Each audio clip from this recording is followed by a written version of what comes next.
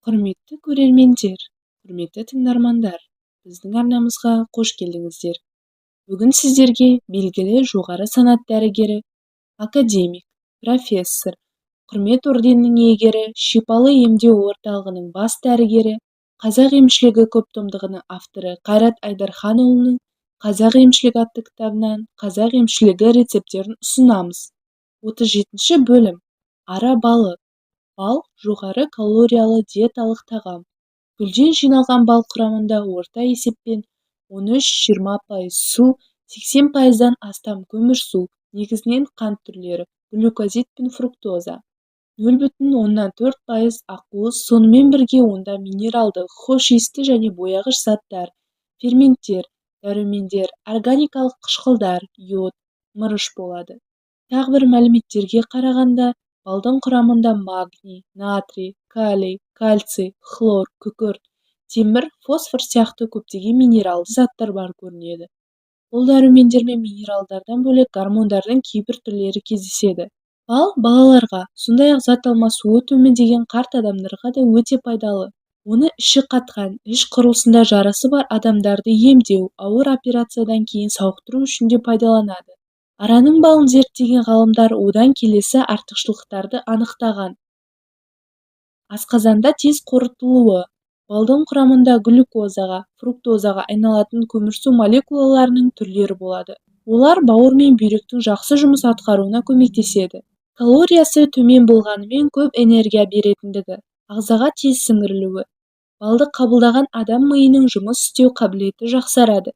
Дененің қан айналымы дұрыс болуы үшін керекті қуатты беріп тұрады. Сонымен бірге қанды тазартады. Әртүрлі қан тамыр ауруларынан сақтайды, жүрекке оң әсерін береді. Балдың бактерияға қарсы сипаты. Белгілі мөлшерде суға араластырған күйінде қабылданған бал түрлері антибактериялық сипатқа ие болады. Ғалымдар жаңа туылған араларға аналары таза бал бермей, оны сумен араластырып беретінін анықтаған. Бал ағзадағы қан құрамын жақсартып, ішкі қызметтерді жандандырады, иммунитетті арттыру, дененің физиологиялық күш-қуатын қалпына келтіру, ми қызметін күшейтуге әсерін етеді. Әжеңіздің тұмау немесе суық тигенде ыстық сүтке бал қосып беретіні есіңізде шығар. Балды құрт ауруына, ұйқысыздыққа, бас ауруына, қан қысымына, асқазан жарасына, тіпті күйікке де ем ретінде пайдалануға болады. Ара балының емдік рецепттері. Емдік қасиеті ерте кезден белгілі болып, түрлі ауруларға қарсы әркім өзінше пайдаланып келген. Суық тигенде жүрек, бауыр, өкпе, бүйрек, асқазан, ішек, жүйке ауруы, сондай-ақ қан қысымының көтерілуі сияқты дерттерге шипа. Оны көпке созылып, асқынып кеткен жарақатқа да жағуға болады. Қол, аяқ жансызданғанда сары ара ұясының үлкенінен бір дана, кішілеуінен данасын жалқы өскен 3-4 сарымсақпен қосып, жаншып ауру жерге таңады. Тері қышымасына ара ұясын спиртке 7 күн салып, 8 күннен бастап қышымаға бірнеше рет жағады. Ыстықтан немесе суықтан тіс қақсағанда өңделген ара ұясын суға бұқтырып, сумен ауызды шайқайды. Өңделген ара ұясынан кішкене мөлшерде алып, қақсаған тіске басады. Балалар кіндігі сыртқа шығып кеткенде ара ұясын өртеп, күлін кіндікке таңады. Қан қысымы өрлегенде зығырдан 50 грамм, балдан 60 граммды 220 грамм қайнаған суға қосып, күніне 2 рет ішсе қан қысымын төмендетеді. Отқа, қайнаған суға күйген жеңіл күйікке, жараның бетін физиологиялық тұзды сумен тазалап жуып, артынан жараға бал жағады. Суық тигенде, тұмауратқан кезде балды ыстық сүтке немесе лимонның шырынына қосып, науқастан әбден айыққанша ішкен дұрыс. Ол үшін 1 стакан ыстық сүтке 1 шай қасық қосып ішеді. Асқазан ішек науқасына шалдыққан немесе қышқылы аса көбейіп, керісінше өте азайып кеткен адамдардың да балды ем ретінде пайдаланғаны жөн. Араны және ара өнімдерін сүйіп жейтін тектес аңдардың мықтылығы мен қуаттылығы, өміршеңдігі балдың қасиеттерін тіпті де растай түссе керек. Ара балының басты ем болатын аурулары мен қолданылуы.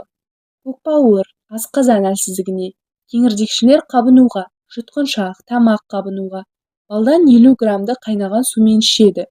Үйреншікті іш қатуға. Жасы үлкендер мен денесі әлсіздерге бал 50 грамм, қамыс тамыры 50 грамм суға қайнатып ішеді.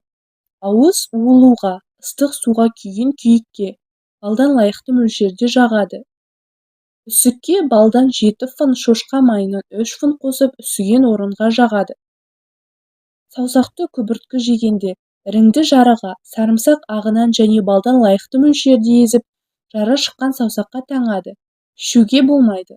Созылмалы дизентерияға балауыз 10 грамм, сары ағаш 15 грамм, есек желімінен 10 грамм қосып ертіп, жылығанда 3-ке бөліп ішеді. Қолдану мөлшері 15-50 грамм. Балдың басыңызға тигізер шипасы шексіз.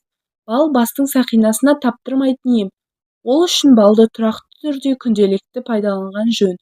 1 стакан жылы суға 3 шай қосып, балды ерітіп, күнделікті 3 рет, ас ішерден 30 минут бұрын ішіп тұру қажет.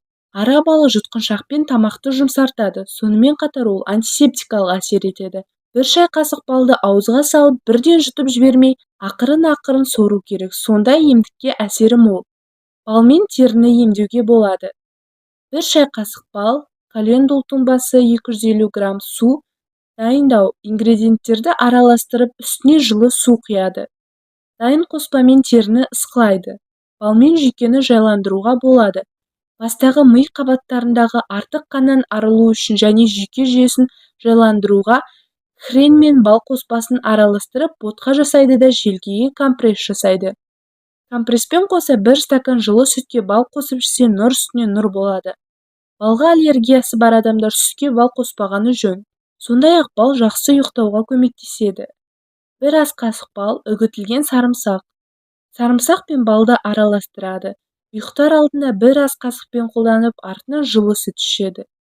Осы видео ұнаған болса, арнамызға тіркеліп, лайк басып кетуді ұмытпаңыз.